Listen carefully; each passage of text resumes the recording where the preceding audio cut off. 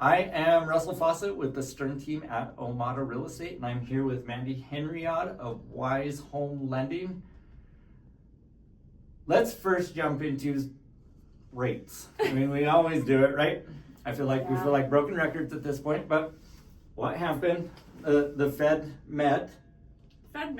So this is an interesting week because there have been lots of factors this week, right? Okay. We had jobs reports, we had the Fed meeting, we have spending like reports coming in, right? Like we're seeing all sorts of things this week.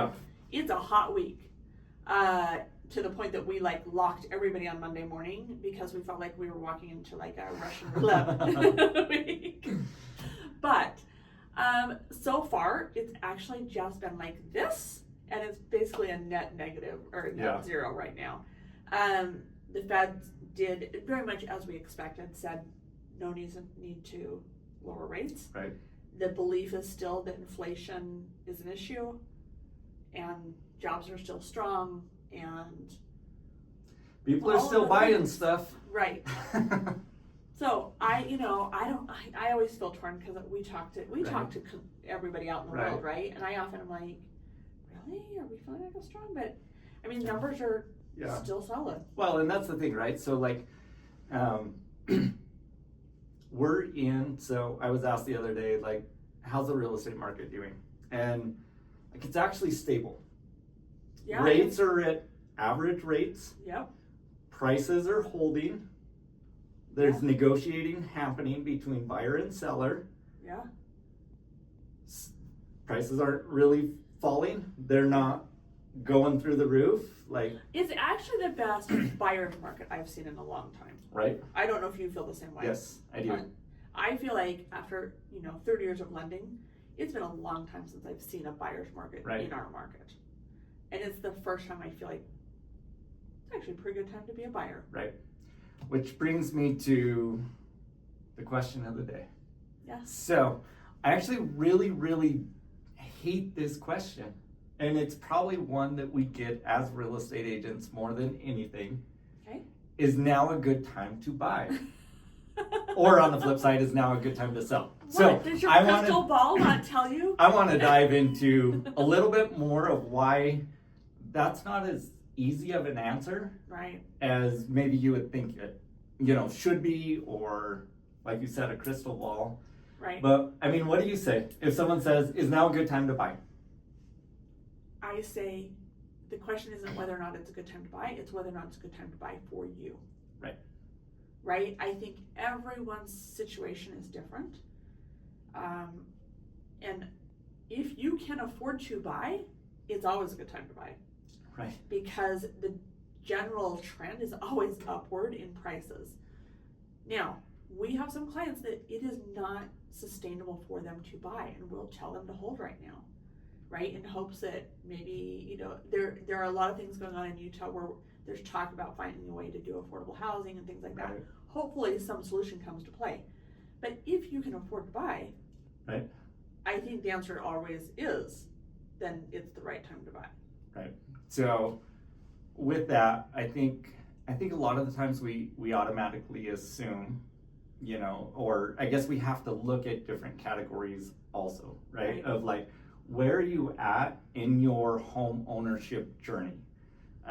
Is it a good time to buy for investors? Is it a good time to buy for a first-time home buyer? Is it a good time to downsize?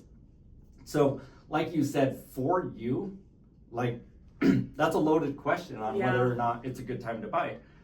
But what I can say, and I can say this with complete confidence, is you are buying an asset. So if you look at it as an investment. So if you're renting, right? Let's start there. First time home buyer. If you're renting right now, you're paying, I'm going to throw a number out that we're seeing pretty commonly. You're paying $2,800 to $3,200 a month in rent. Right. A good time to buy? I don't know. I would say yes.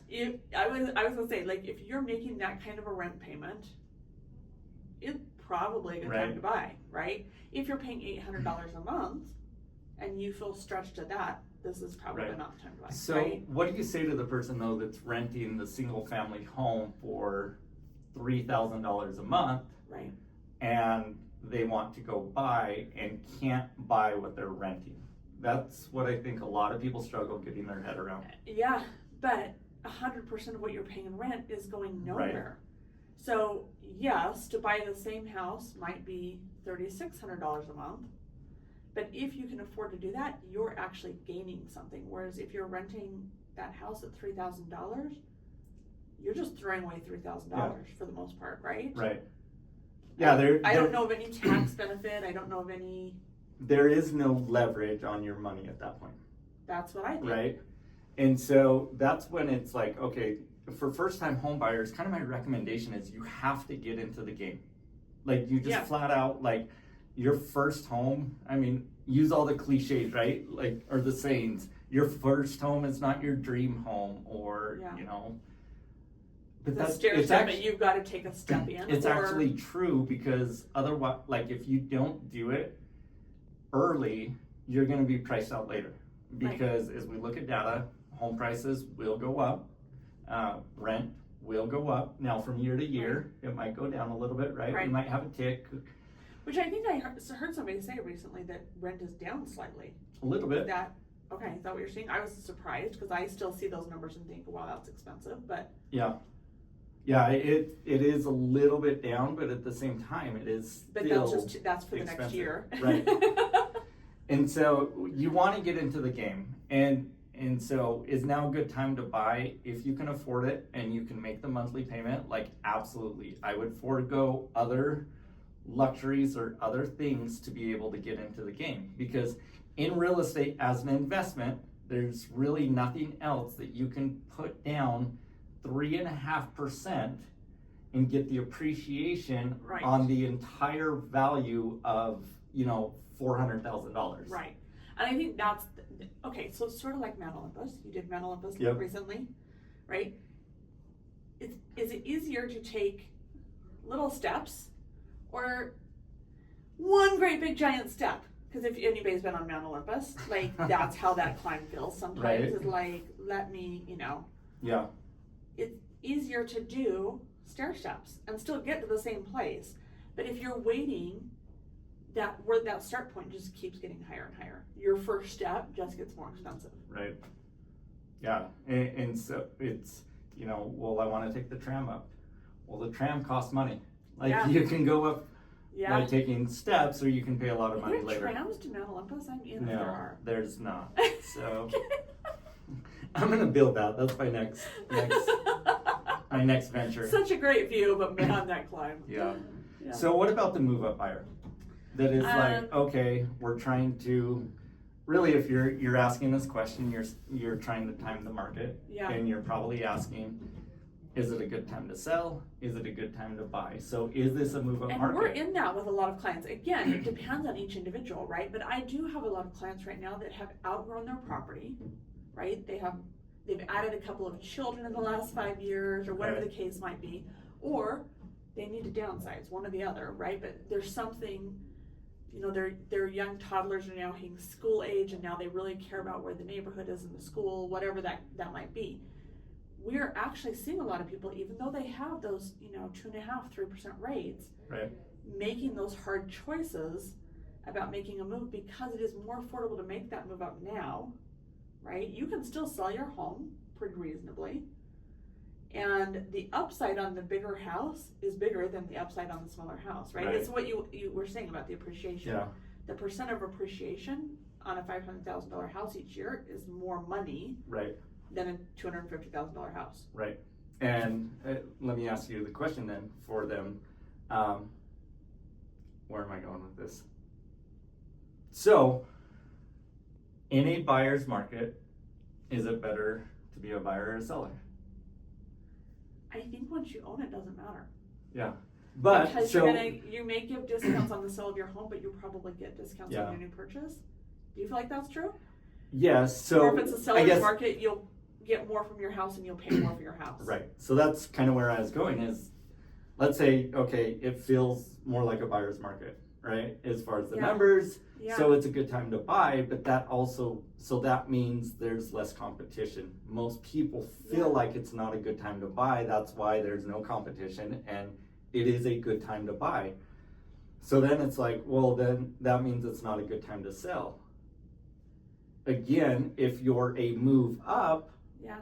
so I would say it depends on your next The home. upside on the bigger home, right? Right. So if you're looking to downsize, I mean, you could wait to cash out or whatever, Yeah. right? Yeah. But if you're seriously going to be paying more for the next home, then you would want to buy in the buyer's market. And yes, Because dollar for dollar, you still get more bang Right. for your buck. Even though, yes, you're probably not going to get as much when you sell. right. The difference, it goes back to that whole, Yeah. 2% concession on the more expensive house is more money than you giving 2% on the house you're selling. Right. And Right. then I think the other thing that people forget about and really don't think about Yeah. is the amount of money that's probably sitting in their principal residence that is not working for them. So there is some appreciation happening every single year, right? Right. But if I was looking to, let's say I was looking to move up right now, and if you bought 10 years ago, more than likely the value of your home is already doubled. Is that a fair statement? Yes. 10 years ago? 10 years ago? Are you kidding? Yes. We had Maybe more. Right. So Yeah. so let's say you bought a $400,000 home 10 years ago, and today it's worth $800,000. And you're like, well, I can't stomach that payment. Well, if we look at it a little bit more of like, okay, well, what are you going to do with the $400,000? If you just take it and put it on the new home, then yeah, maybe you're not going to like the payment. But and this is where risk tolerance becomes involved. Yeah. But if you took it and put 10% down on the new home and took the rest of the money and went and invested that, Yeah. and could make a 12 or 18% or even a very conservative 8% return, because when interest rates are high, you can actually make better returns. Yeah. Out In in other the places. market, Yeah. right? Absolutely. You can go get a savings account and make 4.5% right now. Right. And so I think sometimes it's like we just get so sticker shock on like, that's how much it's going to cost me, but we don't realize how much equity and how much money we have sitting in our principal residence. Yeah. And how we could leverage it. So, but again, everyone's situation is different. Absolutely. And so I think there's no cookie cutter real estate experience. Yep. I really don't. It's why I believe that who you work with matters, because there is no cookie cutter. I have no two scenarios that are the same. Right. Right? I'm sure you're the same way. Yeah. Every client has a different, pain point or goal point or family structure or long-term goal, right? So Right. we're constantly navigating around the individual. Right. And if someone was going to move in 2 years and they don't want to be a landlord, and their payment's going to probably negative cash flow if they were trying to rent it because they're putting a small amount down, Yeah. I probably would tell that person to go ahead and hold off. Yeah. Right? I have Like a take client, your down payment, go Yeah. put it into some other investment where you're going to get a return, because the fees associated with getting in and getting out of real estate, probably it's not going to make sense if you're going to move in 2 years. I actually had that conversation with a client this week who has owned. They sold their property thinking they were going down one path, and as they got down that path, they were like, "Oh, we kind of hate this." And so we had a strategy call this week, and we were talking about it. And in that conversation, it came out that they truly believe a year and a half to 2 years from now, they're not going to be living in Utah. Got it. Right? It sometimes the right response is, I will say, then you should rent. Right. Go put that money somewhere that it's making you money, right? By all means, do that. Right. But if you are going to move in less than 2 years, the husband had taken a new job with the federal government, the odds of him taking a transfer are really high. Probably it's not. Like, Right. believe it or not, sometimes we will tell you not to buy. Right. Right? Yeah, and that's why I think you mentioned it, of the people you work with is important, because you do want someone that will actually sit down with you and go through your situation and make recommendations based off of what's best for you, and not just be treated as another transaction, because Yeah. there are times when you There are should wait. times that if I'm giving good guidance to my client, the answer isn't real estate sometimes, right? So it's interesting because in that conversation, both the husband and wife all of a sudden went, that is the first time that something has felt right. And they've been in this conversation for months with each other, right? And they felt like because we owned real estate, we have to own real estate. Yeah, I'm super pro Right. owning real estate, right? Right. I can tell you firsthand, like we make money at owning real estate. Right. But sometimes it isn't the answer. Yeah, for sure. And then on the other side of like, is it a good time to sell? So my response usually on that is, are you going to lose money? So if you're going to lose money from the time you purchased it and what you've put into the home, it's probably not a good time to sell if you can keep the asset. Yeah. If you can afford to stay if you in can it. keep making the payments, if maybe you're gonna rent it out because you're getting a job relocation. But sometimes even then. Here's a question about that. What if you're going to rent it out, but you can't get as much in rent as your mortgage payment? What would you tell people? So again, I would look at their situation and say, where are you moving to? Okay. Does it make sense to sell and take whatever equity you have, is hoping they put a down payment? Can you get out of the house and then go buy in the new location, right? At the same time, if it's a property that would actually make a great rental, this is where it's like, well, if you're ever, and this is the same thing for an investor or a homeowner, now you're becoming an investor by renting your home. If you take on a property that negative cash flows, do you have the reserves to carry that for a period of time? Right. And so, because I can also tell you at some point in the future, like it won't negative cash flow. Right. But that's where people get in trouble, is not being able to. They've got to take that into account in their budget. Right. Basically, they've got to be prepared to pay that shortfall. Right. So can you pay for the vacancies?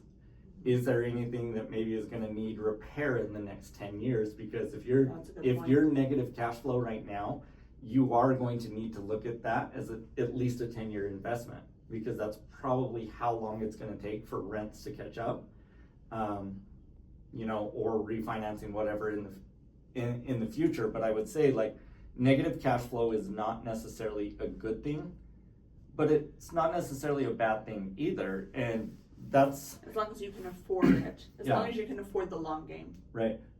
Because it's over. So there is nowhere that we can look that if you go back 10 years that the value of homes have went down. Correct. Right. So I'm pretty confident and in saying. And sometimes it rises faster than others. Right. But yes, a 10-year gap. So I'm pretty confident at saying, like, if you hold that 10, 20 years, you're going to make money on it. The return, I don't know what it'll be, right? Yeah. So the negative cash flow, and the way that I look at it, I actually do buy properties that negative cash flow. And the reason being is someone's still paying, essentially, like, they're still paying down my principal. Mm-hmm. And so the way that I look at it is, like, now I start doing math. It's like you putting $200 into an investment account instead of interest. So instead of taking, that was actually my first investment, negative cash flow. Okay. I had been putting money into a life insurance. I was young. I put money into life insurance. At the end of the year, with fees and everything else, I was putting $100, exactly $100 into this investment. And at the end of the year, I had $86 in my investment account, because the rest had went to fees and everything else. And I was like, it makes sense. Like, this is dumb. Then I had an opportunity to buy this property that also negative cash flows $100 a month. I mean, it was actually a little more. Yeah. But I was able to walk into some equity and stuff like that. But in that situation, I was like, no, I would rather put it into real estate, because the principal pay down every single month from the rent is more than what I'm putting in. And so that equity gap was getting bigger. And so for me, I look at it as like, okay, how much negative cash flow? I don't want to, like, kill myself on an investment, right?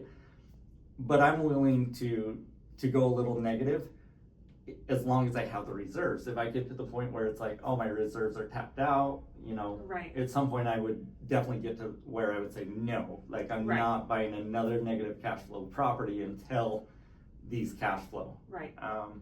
Because it can get you in trouble. Yeah. There are a lot of investors that in 2008, when the market tanked and you could rent for less than the mortgage, people that were holding, 8, 10, 15 negative cash flow properties lost, Yeah. and then they were upside down. Right. So that one's another, it That's depends. interesting because we run into this a lot when we're helping a lot of our clients because they have these interest rates in the 2s and the 3s. They're like, well, what if I rent it, right? And we do the numbers, and it's like, I mean, you're gonna break even, but then if you have vacancy or any of these things, right, there's no upside. Are you prepared for that? But that's an Right. interesting perspective because I'd never thought about it. It's like, even if you were having to pay a couple $100s, so you're putting a couple $100s into a retirement fund, basically. Yeah, the way that I say it, taking money out of this pocket and I'm putting it into my house bank account. Like, as opposed to, like, because it's still there. Yeah. Like, it really is actually still there. Yeah. Interesting. It's not liquid. Right. Like, it's almost no different than taking it and putting it into like a 5-year CD that you can't touch. Right. Right? You can't get access to that money. Right. I can't really Having get said access. that asset is growing. Right. And Yeah. so I think, like, again, if real estate is part of your investment strategy, there are a lot of ways to look at it. Yeah. But yeah, if you want the safe investment, put a big down payment. Don't have negative equity. Don't have a negative payment, and like that, it's still going to grow, and it's a great investment. And so for me, kind of wrap up, is now a good time to buy? It depends. It depends. And if you buy today, in 10 years, more than likely your asset or your home, your investment is going to be greater than it is today.